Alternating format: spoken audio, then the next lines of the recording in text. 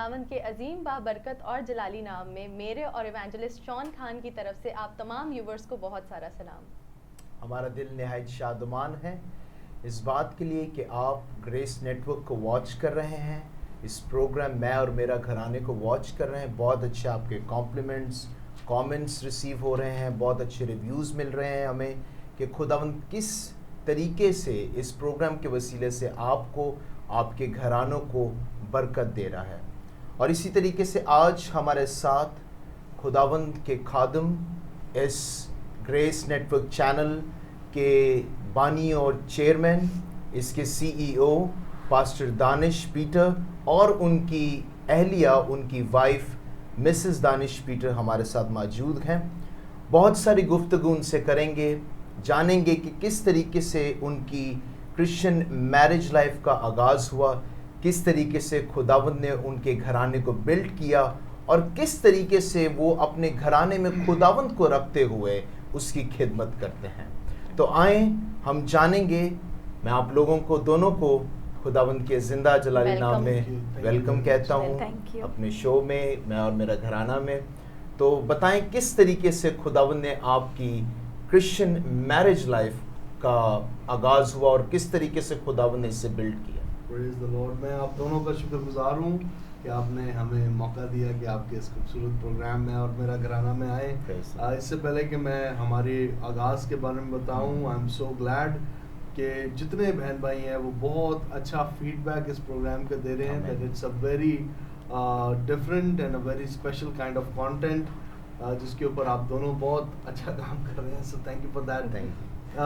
हमारी किसी की भी जो क्रिश्चियन मैरिड लाइफ है उसका आगाज़ अव्वल तरीन तो निकाह के दिन से होता है, जिस दिन आप खुदा को दरमियानी बनाकर एक दूसरे से ऐदो पमा में बनते हैं कि मैं उम्र भर आपके साथ रहूँगा, सुख में, दुख में, बीमारी में, खुशी में, गम में। और फिर अनीता या कोई भी लड़की अपने शौहर के साथ इन्हीं ऐदों को बांधती है। सो आई बिलीव कि वो एक ऐसा दिन होता है जब आप सिर्फ रिंग्स ही एक्सचेंज नहीं करते, बल्कि आप खुदा को अपना दरमियानी मान कर, जान कर के खुदा गवाह है। पादरी साहब जब स्टेज पर निकाह पढ़ा रहे होते हैं तो वो कहते हैं कि खुदा आप दोनों के बीच में दरमियानी है, which means that he is the witness. खुदा गवाह है। और किसी भी ईमानदार की जो मैरिड लाइफ है उसका आगाज़ उसी दिन से हो जाता है जब वो खुदा को अपना गवाह बनाकर एक दूसरे से कस्में और वादे खाते हैं। और हमारा भी आगाज़ वहीं से था। और it has been a wonderful, तकरीबन 6 साल हमारी शादी को होने वाले हैं और it has been a wonderful journey so far. That's good, that's good. कब आपकी शादी हुई और बताएं अपने बारे में कुछ कि how many kids you have. आपसे जानेंगे हम कि आपकी शादी कब हुई और आपने घराने का आगाज़ कब किया। आप पहले खिदमत में थी या शादी के बाद आप इनके साथ खिदमत में आप दोनों ने एक साथ मिलकर स्टार्ट की है? पहले तो मैं आप दोनों का थैंक यू कहना चाहूँगी कि आपने हमें अपने शो में इनवाइट किया। हमारी शादी हुई थी 2016 में और हमारी शादी को 5 इयर्स हो गए हैं। जनवरी में 6 इयर्स कंप्लीट हो जाएंगे। खुदावंद ने हमें 2 बेटों से नवाजा है और the third one is on the way. the third one is on the way. और खिदमत में हम दोनों हमारी शादी से पहले से ही थे। और हमारी शादी के बाद ये है कि जैसे कि मेरे हस्बैंड की कॉलिंग थी कि वो खुदावंद की राह पर चलें और खुदावंद ने जैसे उनको ब्लेस किया हुआ था, तो आफ्टर अ मैरिज मैं भी उनके साथ ही खिदमत में उनके साथ हर कदम पर उनका साथ दिया है। और खुदावंद ने हमें हर कदम पर बहुत ब्लेस किया है। जैसे जैसे हमारा टाइम बढ़ रहा है, जैसे आप देख सकते हैं कि जहाँ से इन्होंने स्टार्ट किया था आज इतने साल हो गए हैं, खुदावंद ने हमें बरकत पर बरकत दी है। आमीन, प्रेज़ द लॉर्ड। और अभी मैं देख रहा हूँ कि आप लोग फुल टाइम डेडिकेटेड जो है मिनिस्ट्री के अंदर हैं। जी बिल्कुल, दैट्स वंडरफुल, गुड ब्लेसिंग। और यकीनन खुदावंद ने आपको एक अच्छे विजन के साथ जो है इस मुल्क पाकिस्तान के अंदर रखा है। तो पास्टर दानिश कुछ बताएं, क्योंकि आज के दौर में बहुत से ऐसे इश्यूज़ हैं। ऑब्वियस सी बात है, आप देखते हैं अपने इर्द गिर्द घरानों के अंदर स्पेशली, क्योंकि क्रिश्चियन फैमिली प्रोग्राम है ये, तो घरानों के अंदर कुछ ऐसे प्रॉब्लम्स हैं जिनकी वजह से आज इस दौर के अंदर आप देखें क्रिश्चियन लोगों के अंदर डिवोर्स आ गया। कुछ ऐसी बहुत ख़तरनाक चीज़ें, झगड़ा बहुत हो रहा है। क्रिश्चियंस जो हैं वो आप देखें उनकी फाइनेंशियली बहुत डिस्टर्ब हो रहे हैं, और ये सब मेरे ख्याल से एक घराने की जब बुनियाद कमज़ोर हो, बिल्कुल सही बात, तो उसकी वजह से ये होता। 100%। ठीक है, तो आप बताएं आप क्या इसके बारे में मैं आपको एक बात बताऊं, घरानों की जब आप बुनियाद की बात करते हैं, जैसे मैंने कहा कि जब हम निकाह की बात करते हैं ना, कि हमारे यानी मेरे और मेरी बीवी के दरमियान खुदा दरमियानी है, इसका मतलब ये भी है कि हमारी बुनियादों के अंदर यीशु मसीह नासरी है। हमारी बुनियादों के अंदर खुदा, उसका कलाम, उसके वादे हैं। हम जो कुछ करेंगे उसका पैमाना या उसकी जो पैमाइश की टूल है वो खुदा का कलाम, खुदा खुद होगा। आज जब घरानों में डिवोर्स है, सेपरेशंस हैं, झगड़े हैं और मिसअंडरस्टैंडिंग्स हैं, जी बिल्कुल, इन सब की जो बुनियाद है ना, वो ये है कि हमने अपनी हकीकी बुनियाद से अपने घर को हटा के एक ऐसी बुनियाद के ऊपर अपनी ज़िंदगियों और घरानों को कायम किया है जिसकी बुनियाद दर हकीकत, उसकी बेसमेंट जो है, उसकी बुनियाद, फाउंडेशन जो है वो खोखली है, जो दुनिया के कॉन्सेप्ट्स हैं, दुनिया के ज़ाविये हैं। क्योंकि आज जो सबसे बड़ा प्रॉब्लम है ना भाई शॉन एंड रशीदा, वो ये है कि हम दुनिया की बहुत बातें सुनते हैं। वो क्या है दुनिया में, वो देखो फलां का भी तो ये हो गया, हमारा हो जाएगा तो क्या होगा, उसकी भी तो 2 बीवियां हैं, मेरी हो जाएंगी तो क्या है, उसने भी तो शादी के साथ एक गर्लफ्रेंड रखी हुई है, मैं भी रख लूंगा तो क्या होगा, सही। उसके घर में ये होता है, मेरे घर में भी हो जाएगा तो क्या है। अक्सर एक मुहावरा आजकल बहुत सुनने को मिलता है, एक कैजुअल सा फ्रेज हम इस्तेमाल करते हैं, भाई ये दुनिया में सब कुछ होता है, कुछ भी इम्पॉसिबल नहीं है। अच्छा, कुछ भी इम्पॉसिबल नहीं से क्या हो रहा है कि हम अपने आप को भी उस दुनिया के जाविये और दुनिया के आईने में देखना और मापना तोलना शुरू हो गए हैं। There has to be a difference between a Christian family और दुनिया की फैमिली। बिल्कुल बिल्कुल, दोनों में फर्क नजर आना चाहिए, विजिबल होना चाहिए। तो जो बुनियादी बात है वो ये है कि जब तक क्रिश्चियन फैमिलीज अपनी बुनियाद यीशु पर रखेंगी वो ठहरी रहेंगी। उन्हें तूफान आएंगे, बुरान आएंगे, मुसीबतें आएंगी, ज़लज़ले आएंगे, सब कुछ आएगा, वो एक साथ मिलकर बर्दाश्त कर लेंगे और गुजर जाएंगे। जब दुनिया की खोखली बातें होंगी ना, दुनिया की खोखली कॉन्सेप्ट्स होंगे, आजकल जो ज़माना हम गुजार रहे हैं ब्रदर, इसके अंदर फेमिनिज्म नाम की एक चीज़ आ गई है। एक अजीब सी बात आ गई ना, मैं जब छोटे थे हमने फेमिनिस्ट लफ्ज कभी सुना भी नहीं। मैं इसके खिलाफ नहीं कह रहा, लेकिन मैं बता रहा हूँ कि how the words and the concepts of this world are affecting our life. Feminism है, फेमिनिज्म क्या है, वो आजकल एक बड़ा नारा औरत मार्च में चला, मेरा जिस्म मेरी मर्जी। हाँ जी, हाँ जी। अच्छा, वो क्या है, हम एक दूसरे के ऊपर तसल्लुत करना चाहते हैं, मैं इनके ऊपर काबज आना चाहता हूँ, ये मेरे ऊपर काबज आना चाहती हैं। हम कभी भी इस तरह से एक बेहतर जिंदगी नहीं गुजार सकेंगे। दूसरा क्या है, तलाक आम सी बात है, लोगों की 26 साल बाद भी तलाक हो जाती है, हम तलाक ले लेंगे तो क्या होगा। दरअसल हमारे जो फोकस है, मैं जो बात कहना चाहता हूँ वो ये है कि जो ये फाउंडेशन है ये इन्हीं बातों से, इन्हीं कलाम की बातों से बनती है। जब आप दुनिया के कलाम पर अमल करेंगे, आप एक डिस्ट्रॉयड मैरिज, एक ऐसी अज़दवाजी ज़िंदगी गुजारेंगे जहाँ पर आप घुटा हुआ महसूस करेंगे। जब तक कि बुनियाद खुदा का कलाम ना हो तब तक you are destroyed, you are nothing. So ज़रूरत सिर्फ इस बात की है कि हम अपनी बुनियादों को ठीक कर लें, सारा कुछ ठीक हो जाए। और मैं तो ये समझता हूँ मैरिज को अगर दूसरे लफ्ज़ों में देखा जाए तो वो ये है रिस्पॉन्सिबिलिटी। खुदावंद ने रिस्पॉन्सिबिलिटी एक हमें दी है, मैरिज इज अ रिस्पॉन्सिबिलिटी। और ये हकीकत है, और हर रिस्पॉन्सिबिलिटी को पूरा करने के लिए खुदा हमें ग्रेस देता है, हमें फजल देता है। बिल्कुल, कोई ऐसी चीज़ नहीं है जो हमारी ज़िंदगी में खुदा हमें दे खुदा। बात ये है कि जो शख्स मेरी ज़िंदगी में है वो हो खुदा की मर्जी से, ठीक, वो अपनी ताई मर्जी से नहीं, अपनी अकल से नहीं, अपनी ताकत से नहीं, जिद से नहीं, वो हो खुदावंद की तरफ से।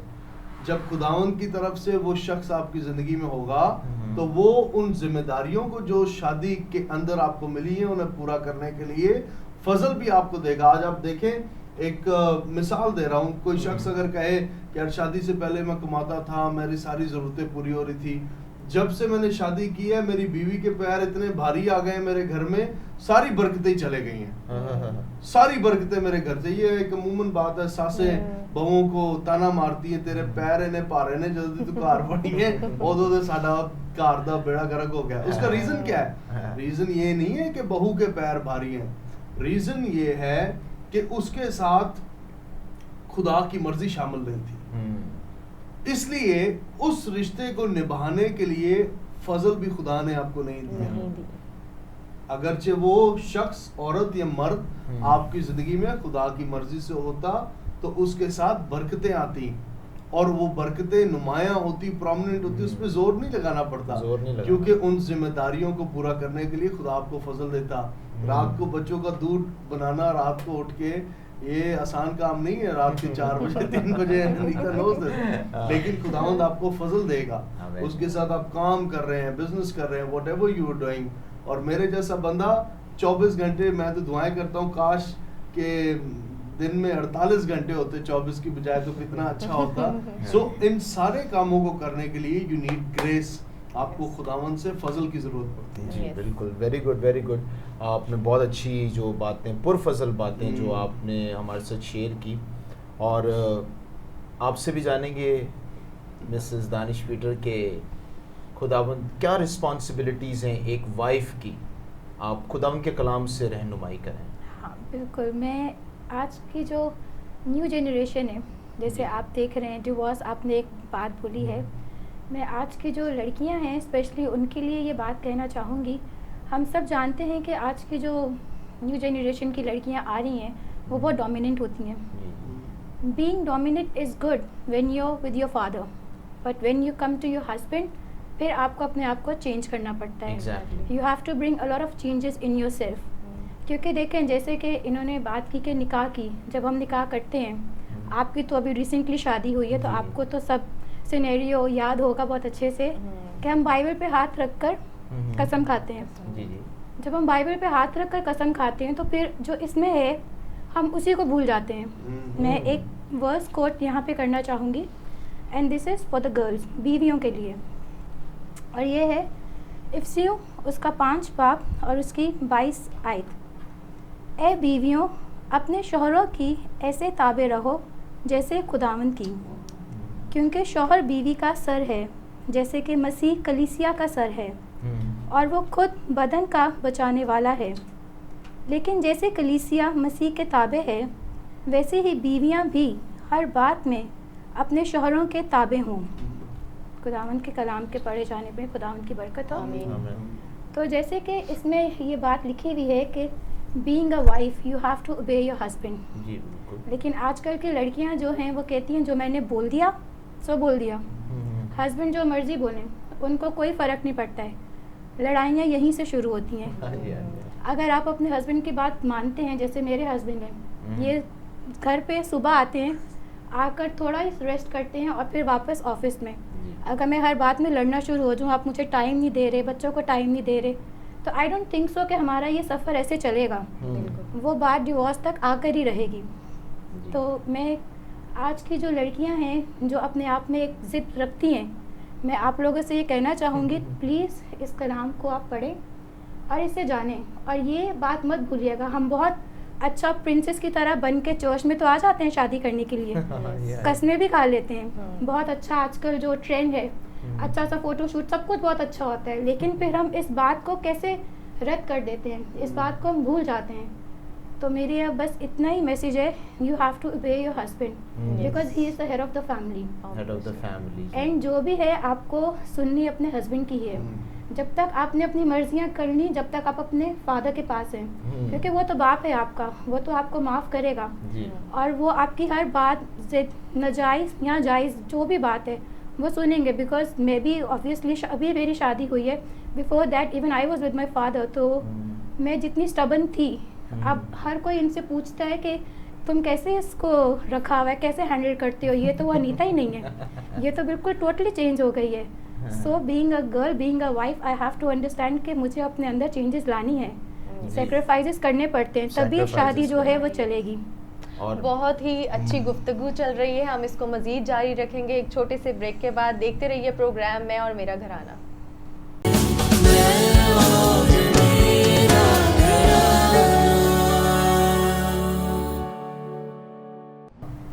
Welcome back. जैसे कि हम बहुत ही अच्छी गुफ्तगू चल रही थी, हम इसको मज़ीद कंटिन्यू करेंगे। हम ब्रदर दानिश से जानना चाहेंगे कि हमने वाइफ्स के बारे में तो बहुत अच्छा सुन लिया कि उनकी रिस्पॉन्सिबिलिटीज़ क्या हैं और उनको क्या करना चाहिए। हस्बैंड्स की क्या रिस्पॉन्सिबिलिटीज़ है एक फैमिली को लेकर?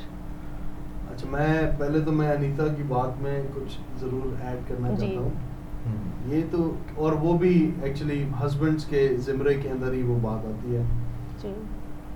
जब भी आपके साथ कोई रिश्ते में पेवस्त होता है, वो अपने सारे नेचर, अपने करैक्टर के साथ पेवस्त होता है।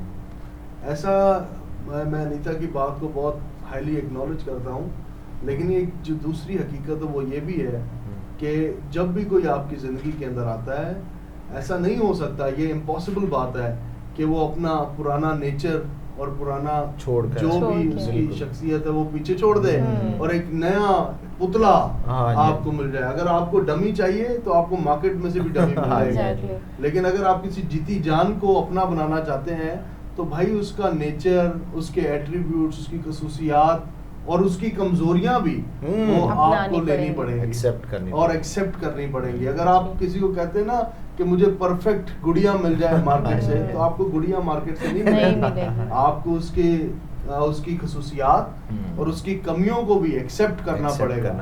हाँ, ये सच बात है कि खुदावंद आपको फर्निश करता है, वक्त के साथ साथ आपको बेहतर बनाता है, और उसका मतलब ये भी नहीं है कि आप अपने आप को सेक्रीफाइस कर दें, मार दें, कूट दें, नहीं। Everything you do has to be out of great joy, खुशी के साथ करें। इवन कोई लड़की या लड़का अपने आप को बदल रहा है ना, वो अपने आप को एडजस्ट कर रहा है, वो अपने आप को एडजस्ट करे, अपने आप को सेक्रीफाइस ना करे, नहीं। It has to be a compromising situation. आपको अपने आप को सबमिट करना पड़ता है, बीवी को अपने शौहर को सबमिट करना पड़ेगा। अगर वो उस पर डोमिनेंट होना चाहती है, जैसे अनीता ने कहा, अगर वो उस पर तसल्लुत करना चाहती है, वो खुद भी बर्बाद होगी, वो अपने शौहर का सुकून भी बर्बाद करेगी। और मैं मिसाल की किताब को जरूर कोट करना चाहता हूँ। कलाम में लिखा है, झगड़ालू औरत हड्डियों को गला देती है, और अंग्रेजी बाइबल में उसके लिए लिखा है, अ quarrelsome wife is like a bone cancer। वो हड्डियों को जो झगड़ा करती रहे, कंप्लेन करती रहे, लड़ती रहे, कुड़ती रहे, ऐसी औरत बोन कैंसर की तरह कलाम मुकद्दस में लिखा है। तो ये बातें नहीं होनी चाहिए। दूसरी बात, जब शौहरों की बात करें, शौहर को अपनी बीवी को जैसी वो है वैसे कबूल करना है, उसकी खामियां और उसकी अच्छी बातें, सब कुछ, और वो बदलती है। मैं आपको बताऊं, औरत, खुदा ने एक ऐसा तोहफा आदमी को दिया है जो सेक्रीफिशियल है। अनीता जैसे बता रही थी, मेरे लिए एक बहुत बड़ा चैलेंज होता है अपनी फैमिली को टाइम देना। It's a great challenge for me. और अनीता है जो मेरी गैर मौजूदगी के अंदर चीज़ों को देख रही होती है, संभाल रही होती है। बच्चों को सुबह 7 बजे शी वेक्स अप और पूरा दिन बच्चों में ये गुजारती हैं, जिसके लिए मैंने बहुत थैंकफुल भी हूँ और एक्नॉलेज भी करता हूँ that she does a lot. जो शायद ये नहीं करती थी वो भी अब ये कर रही हैं। और मैं आपको बताऊं, कभी कभार हमारे कल्चर के अंदर हमें लोग कहते हैं अपनी बीवी को और पुश कर, वो एवी करे, भाई मैं कितना उसको पुश करूं लोगों की बातों में। ये बहुत बड़ा एक मिथ है, मैं आपको बताऊं, जिसकी वजह से घराने बर्बाद होते हैं। जब मियाँ बीवी दूसरों की बातें सुन के एक दूसरे को पुश करें, शौहर बीवी से कहे तू ये कर और बीवी शौहर से कहे तू ये कर, नहीं, आपने ऐसा नहीं करना। आपने एक दूसरे की परवाह करनी है। यहाँ पर जो हवाला अनीता ने बताया, इफ्सियों की किताब 5वां बाब और उसकी 25वीं आयत से लेकर आगे अगर आप 33वीं आयत तक पढ़ें तो यहाँ पर सारी शौहरों की फहरिस्त है। ऊपर की 3 आयत और बीवियों के लिए है, लेकिन नीचे की 25वीं से लेके 33वीं आयत तक शौहरों के लिए ताकीद लिखी हुई है। ज्यादा हदायतें जो हैं ये शौहरों के लिए हैं। शौहरों के लिए लिखी है। और वो क्या है, लिखा है कि तू अपनी बीवी से अपने बदन की तरह मोहब्बत कर, वेरी गुड, जैसा तू खुद से मोहब्बत करता है। अगर तू अपने लिए जाके ब्रांडेड कपड़े खरीदता और बीवी नु कहंदा जा तू तो लोकल तो लाया, then you do not love your wife the way you love yourself. जिस पैमाने में आप अपने आप को तोलते हैं, इसलिए कहते हैं कि जो शख्स अपने आप से मोहब्बत नहीं करता वो किसी से भी जिंदगी में मोहब्बत नहीं कर सकता। सो इट्स वेरी इंपॉर्टेंट कि जो शौहर है वो बीवी की फिक्र करे। कलाम में ये भी लिखा है, उससे नाजुक ज़र्फ जान, उसकी इज्जत कर, उसकी मोहब्बत कर। बीवी को डोमिनेंट हस्बैंड पे नहीं आना, तो हस्बैंड को भी बीवी पे डोमिनेंट नहीं होना। अपना आप तसल्लुत नहीं करना कि मैं इसको प्रेशराइज रखूं।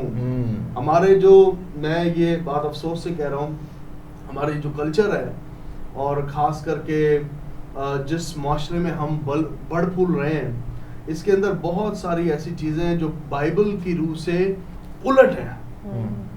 बाइबल जहाँ पर रिश्तों को जोड़ती है ना, वहाँ पर हमारी ट्रेडिशनल बातें रिश्तों को तोड़ने का एक बड़ा सबब है। और आज मैं हमेशा ये बात कहता हूँ, आपको अपने घर में पंजाबी कल्चर नहीं लाना, आपको अपने घर में पाकिस्तानी कल्चर भी नहीं लाना, आपको अपने घर में जीसस कल्चर लाना, बाइबल का कल्चर लेकर आना है। और ये बात मैं जरूर पढ़ के कहना चाहता हूँ, then we can move forward.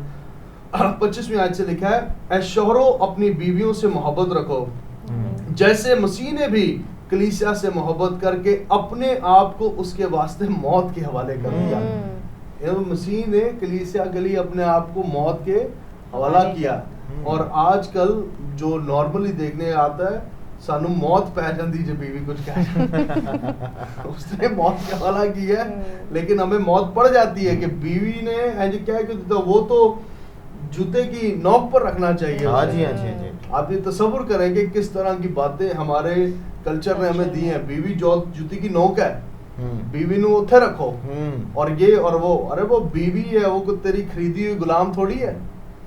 आगे ये लिखा है, ताकि उसको कलाम के साथ पानी से गुस्ल दे और साफ करके मुकद्दस बनाए, और एक ऐसी जलाल वाली कलीसिया बनाकर अपने पास हाजिर करे जिसके बदन में दाग या झुर्री या कोई ऐसी चीज ना हो, बल्कि पाक और बेहैब हो।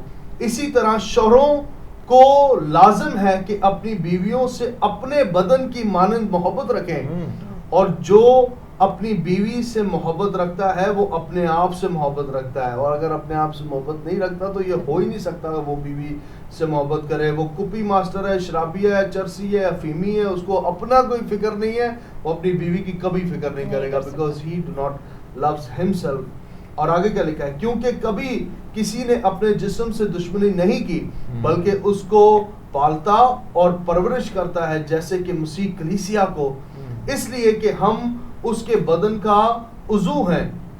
इसी सबब से आदमी बाप से और माँ से जुदा होकर अपनी बीवी के साथ रहेगा और वो दोनों एक जिस्म होंगे। ना brother, here is a hard thing. मैं सख्त बात करने लगा हूँ जो कि हमारे कल्चर को, फिर से कहता हूँ, हजम नहीं होती। जब बात आती है ना कि माँ बाप को छोड़ के बीवी से जुड़ा रहेगा, कई लोग समझते हैं इस आयत को कि वो उनका घर छोड़ देगा और कहीं बाहर जाके रहना शुरू कर देगा, माँ बाप को निगलेक्ट कर देगा, माँ बाप को बिल्कुल जैसे तलाक दे देता है, यू नो, पेरेंटल डिवोर्स, माँ बाप को तलाक। नहीं नहीं नहीं नहीं नहीं, बाइबल ये नहीं कह रही। लेकिन बाइबल ये कह रही है that now your mom and your dad is no more the one who will give you decisions. अब वो आपकी जिंदगी के फैसले नहीं करेंगे, अब जिंदगी के फैसले आप दोनों करेंगे। अब आप अपने घराने का सर बन गए हैं, जैसे आपके पापा एक वक्त में अपने घराने का सर थे, अब आपका अपना घराना हो गया है और उसका सर आप हैं।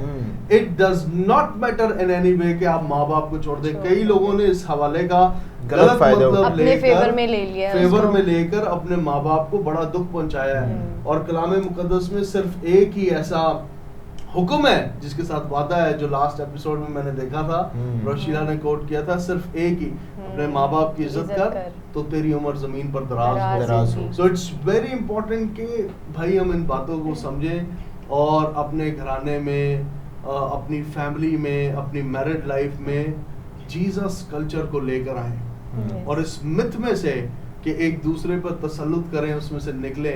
ना मैं अपनी बीवी का गुलाम हूँ, ना मेरी बीवी मेरी गुलाम है। हाँ, इसका मतलब ये भी नहीं है कि आप शौहर को कहें नहीं तो बात तेरी मैं सुननी नहीं। देखिए, अपना खाना बीवियों खुद गरम कर अपने कपड़े खुद धो, ये आज है ना प्रॉब्लम। कलाम में लिखा है, मैं मजाक में भी अक्सर अनीता को कहता हूँ, अनीता सारा इब्राहिम को क्या कहती थी? खुदावंद। सारा इब्राहिम को खुदावंद कहती थी। तसव्वुर करें कि एक शौहर का जो रुतबा है वो कितना ऊपर है। सारा इब्राहिम को, इवन तो भी वो जूइश कल्चर में आज भी ऐसा ही है, that a husband is equivalent to the lord. जैसे कोर्ट में हम खड़े होकर जज को कहते हैं ना माय लॉर्ड, तो इसका मतलब होता है कि वो उस वक्त डिसीजन मेकर है।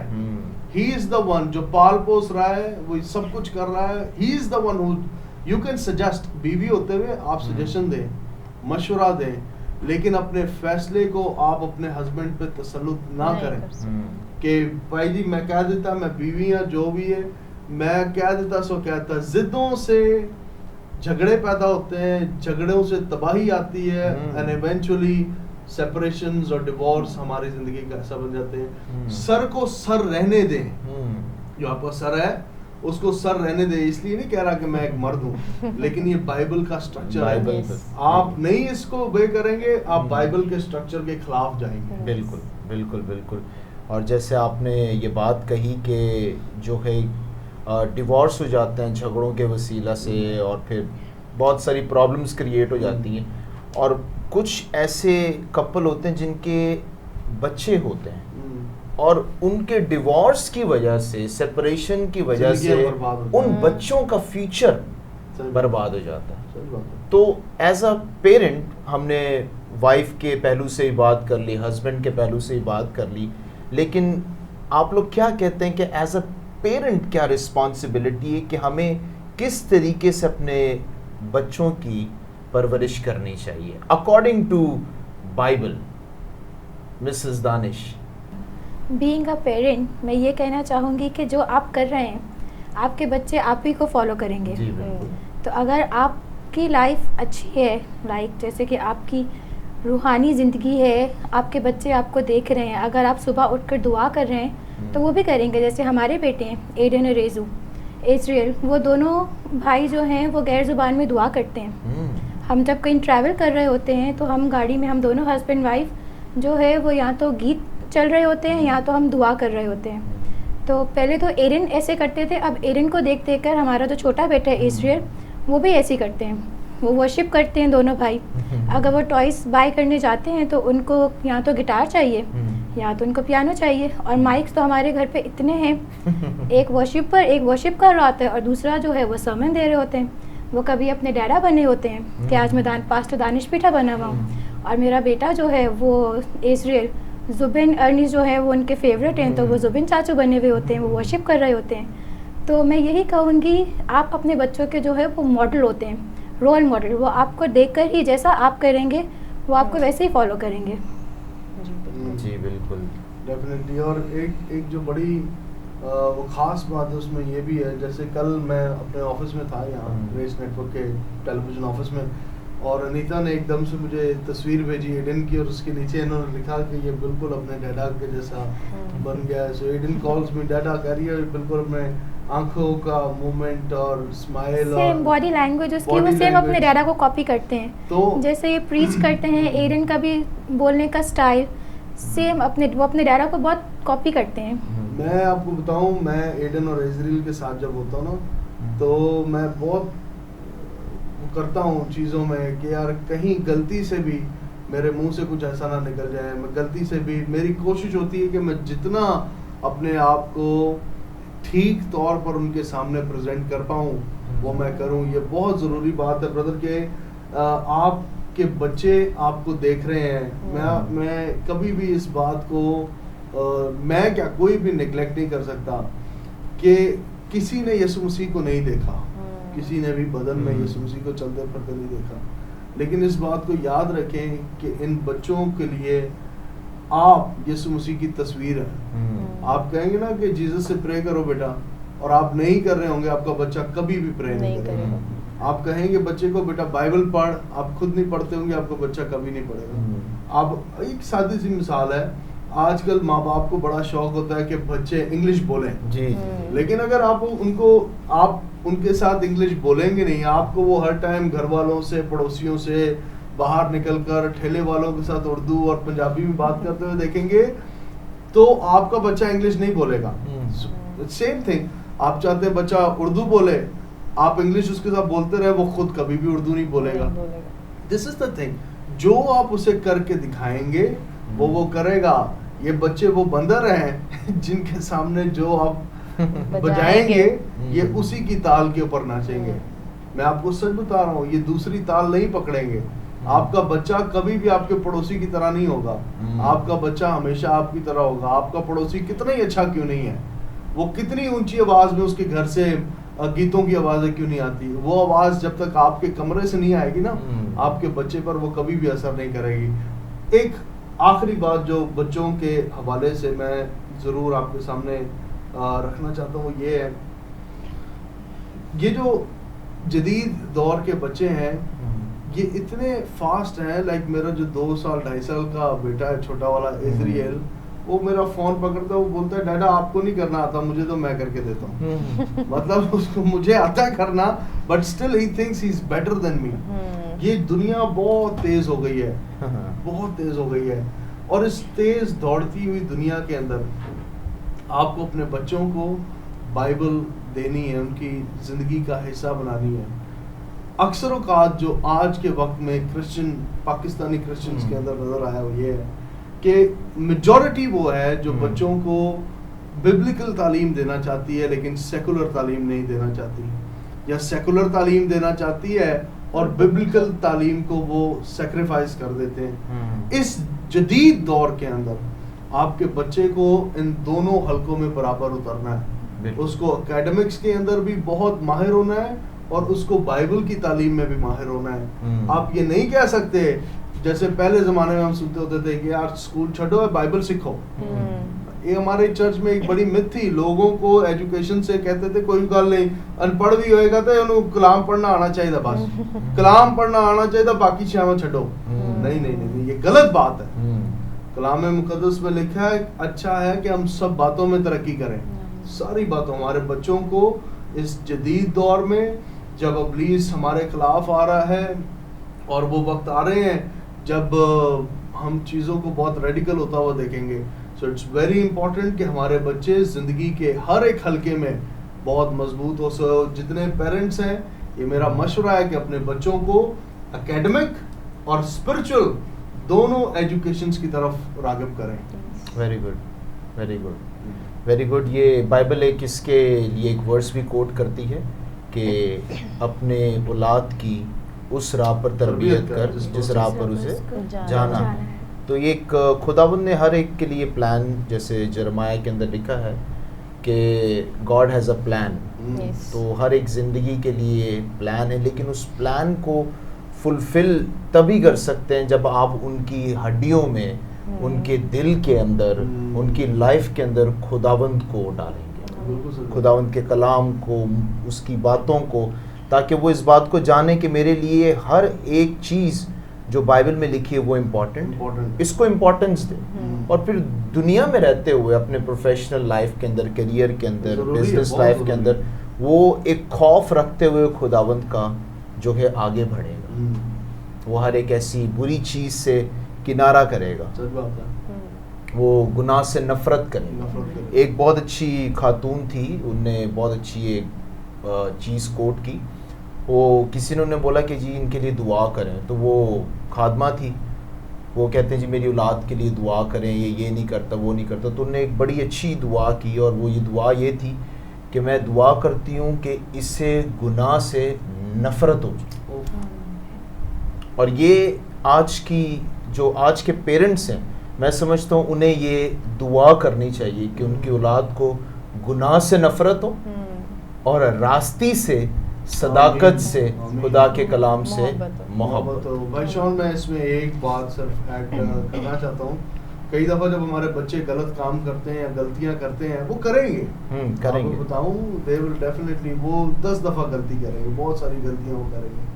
लेकिन जब गलती करते हैं ना माँ बाप, बच्चे, तो माँ बाप क्या करते हैं, पास्टर के पास भागते हैं, भाई साहब इधर दुआ करो, नाफरमान हो गया, भाई साहब दुआ करो ये पढ़ता नहीं है, भाई साहब दुआ करो ये करता नहीं है। गलत बात नहीं है, अच्छी बात है, वो आपके पास मान है, लेकिन कितनी अच्छी बात होती कि आप अपने आप को दुरुस्त करते ताकि आपका बच्चा आपसे लेकर खाता। एक नमूना आपसे। Very good. उसने एक शख्स ने कलाम सुना रहे थे और मुझे बड़ा उस बात ने मुतासर किया। इवन उस बात का इतलाक मेरी ज़िंदगी में भी है कि मेरी माँ मेरे लिए बहुत दुआ करती थी जब मैं खुदावंद में नहीं था, और उनकी दुआओं से मैं बदला हूँ।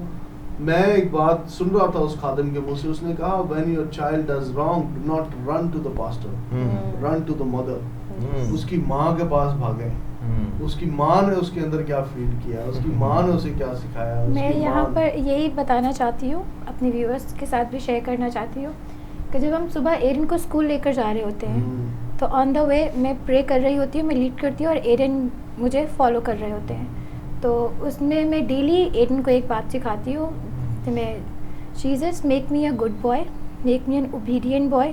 फर्स्ट उसने पूछा तैता, इसका, वो मुझे तैता कहते हैं, तैता ओबीडियंट का मतलब क्या है? मैंने कहा गुड बॉय, आपकी टीचर जो बोलेगी आपने वो करना है। तो हम प्रे करते हुए जाते हैं, फिर जब घर आने का टाइम होता है तो मैं एरिन से पूछती हूँ, आपने टीचर को ओबे किया था? जी तैता। फिर वो मुझे सब बातें बताते, आपने सुबह प्रे की थी ना, मैंने वैसे ही किया जैसे हमने प्रे की थी। तो डेली मैं एरिन के अंदर कुछ ना कुछ ऐसा फीड कर रही हूँ कि जिससे उसका कैरेक्टर जो है वो जैसा कि हाँ कैरेक्टर बिल्ड हो, वो उस तरफ ना गलत रास्ते पे ना चले। मैं उसे बताती हूँ कि you have to be good with your friend. तो मैं उससे दुआ में वो सिखा रही होती हूँ कि आप guidance from the Holi spirit guide me. फिर वो पूछता है, क्वेश्चंस करते हैं, किसका क्या मतलब है, इसका क्या मतलब है। तो एक चीज़ मैं उसमें अभी से फीड कर रही हूँ, अभी वो सिर्फ 4 इयर्स का है।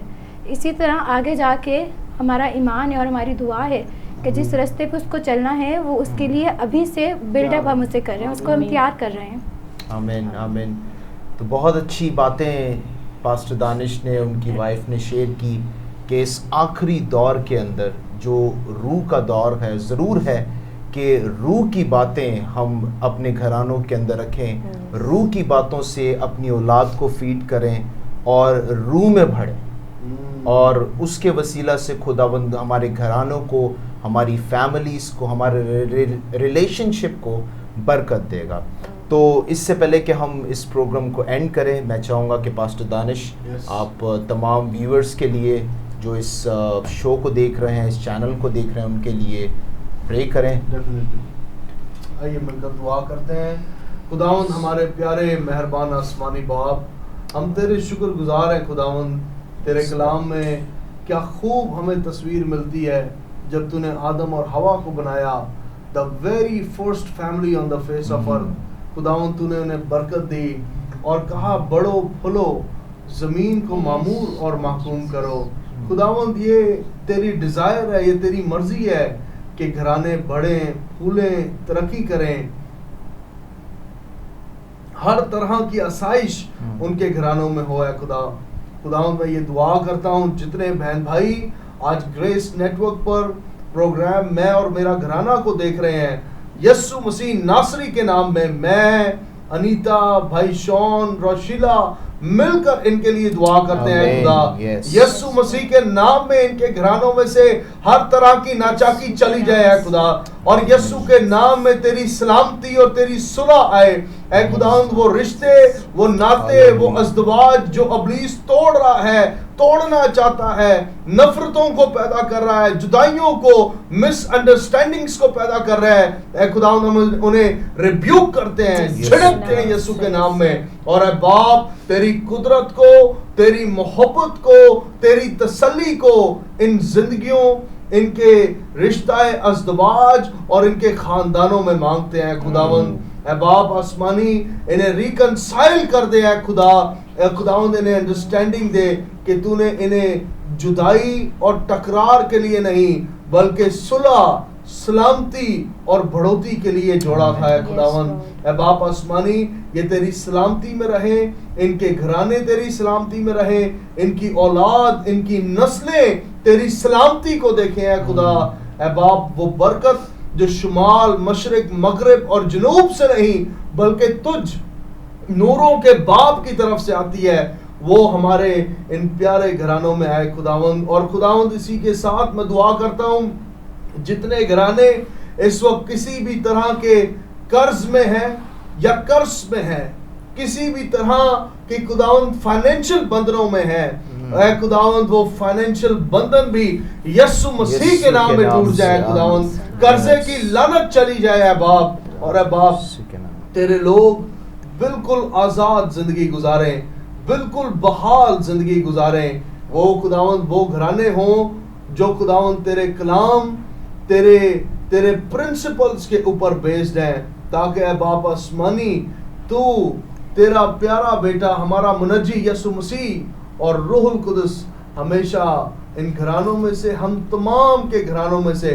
इज्जत और जलाल पाते रहें। आज शाम ऐ बाप हम भाई शॉन के लिए, बहन रोशिला के लिए, मैं अपनी मिसेस अनीता के लिए और अपने घराने के लिए खुदावंद, हमारी फैमिली के लिए जिसे तू अपने कलाम के लिए, नाम के लिए इस्तेमाल कर रहा है, हम सबको एज अ फैमिली तू यूज कर रहा है।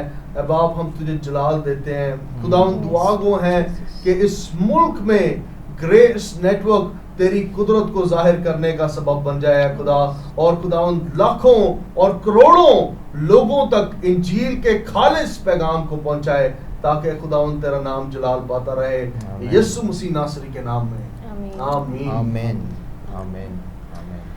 बहुत ही खूबसूरत गुफ्तगू, बहुत ही अच्छी दुआ आपने हमारे व्यूअर्स के लिए की। आप हमारा प्रोग्राम देखते रहिए, हमारे साथ जुड़े रहिए और बहुत सारे कमेंट्स और अपना फीडबैक भी दें, ताकि हम बहुत सारे गेस्ट को बुलाएं आने वाले एपिसोड्स में। और जैसे कि आपको पता है कि ये programme every weekend Friday, Saturday और संडे आता है 7:30 PM। प्लीज़ इसको देखें और बरकत पाएँ। देखते रहिए प्रोग्राम मैं और मेरा घराना।